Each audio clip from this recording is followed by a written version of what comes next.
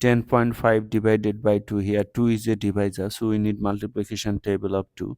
2 times 0 0, 2 times 1 2, 2 times 2 4, 2 times 3 6, 2 times 4 8, 2 times 5 10.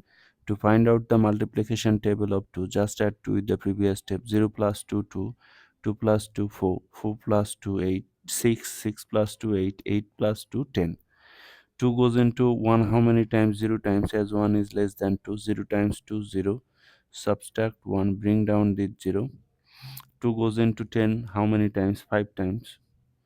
5 times 2 10, subtract 0, bring down the next digit. Here 5, but before this 5 there is a decimal must come to the quotient directly. 2 goes into 0 5 means 5. 2 goes into 5 how many times?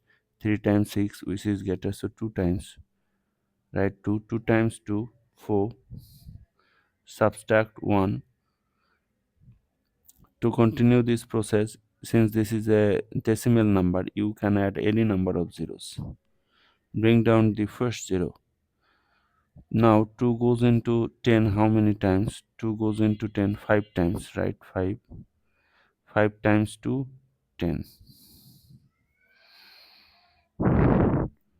subtract 0. As your remainder is 0, so we are done. So our answer is 5.25. That is 5.25 is our answer.